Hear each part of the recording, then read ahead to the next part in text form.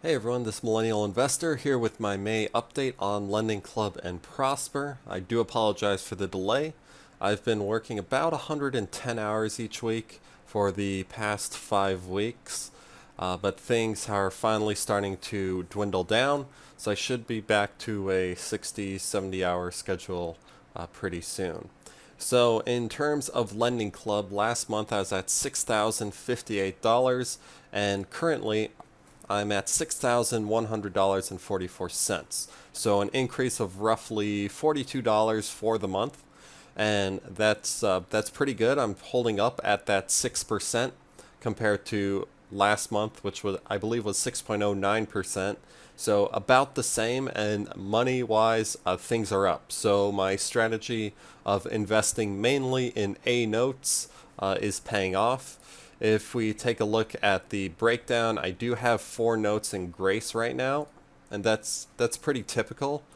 But if we take a look at the notes, I denote my new portfolio with the word new, and none of these are new, which means these are all old notes from like previous investing with Lending Club, and most of them I've received like a decent amount of payments for, which means that there's a pretty good chance that they will, continue to pay. And I'll just click on this one over here. So it's a little low, but you could see this person is pretty consistent at making a payment 16 to 30 days in. So we'll see if they're able to keep that up, or if finally they succumb to the payments. It is interesting though, even though they have 4 late 16 to 30 day payments, I haven't seen any late fees. So I don't know exactly how that's established. I thought it was like if they don't pay by 10 days, they have to pay some kind of a late fee. But if that's at 0, maybe it's more than 30 days or so. So yeah, Lending Club is looking pretty good. Someone brought to my attention last time in my last video that Lending Club requires you to maintain a $10,000 balance, or else you'll be charged, I believe it was $100 per year. And I wasn't sure about it at first, so I looked into it, and it does seem like there's some writing in there that does state that there's a $100, subtraction every year if your balance isn't 10,000 or over. But looking through all my statements, I haven't. There is no record of a negative $100 subtraction, even though my account was less than $10,000 for the majority of the year, and I don't think it maintained a balance. So I'm going to investigate that a little bit further, but with this busy work schedule, I haven't exactly had the time. So hopefully I have an update for you on that in my next video. In addition, someone brought up something about Lending Club and like some allegations of them, kind of being unfair with how they sell their notes, in a sense, like they're withholding information that is important to us if we're purchasing notes, and that they're in some kind of a lawsuit or things that are potentially affecting their stock price. And what do I feel about that?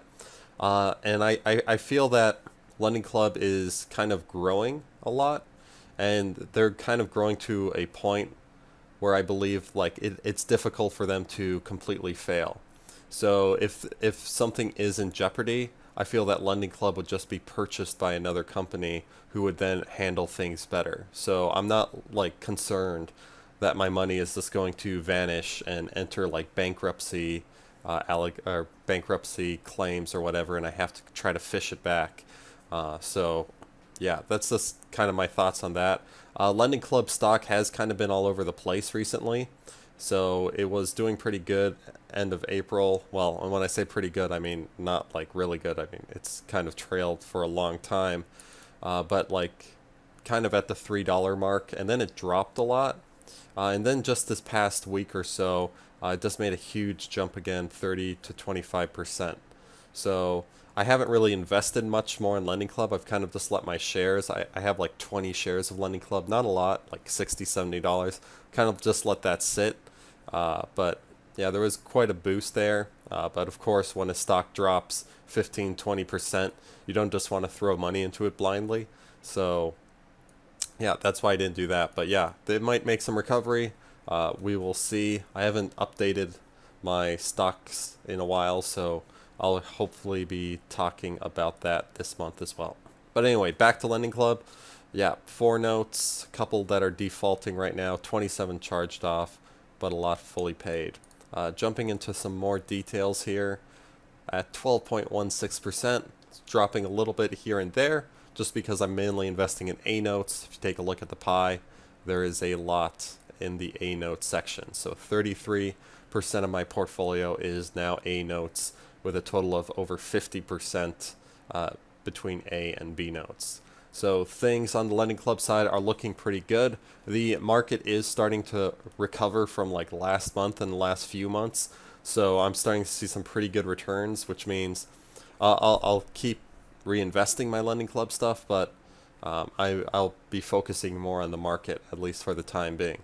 In terms of Prosper, the account that I'm currently in the process of trying to close, I'm at $397. $56 is available for withdrawals, so I'm going to be pushing that out after this video.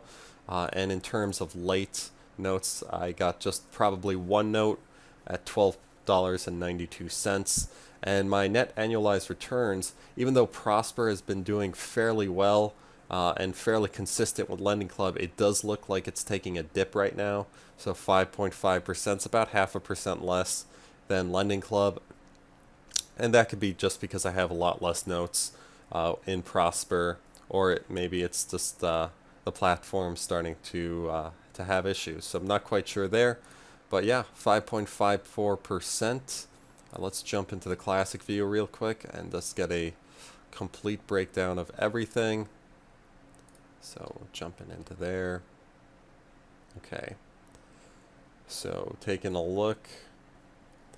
Charge-offs to date at $92 and gains to date are at $91, and supposedly still 12.6% average note yield.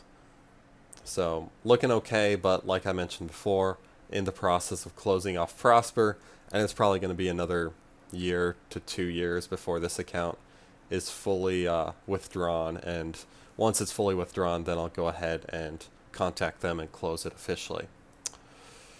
Okay, so overall things are doing fairly well. I hope to keep you more up to date with what's been going on. There's a lot of news I want to share with you all, but this will have to do for now. So if you have any questions, feel free to let me know. Otherwise, this is the Millennial Investor signing out. Peace.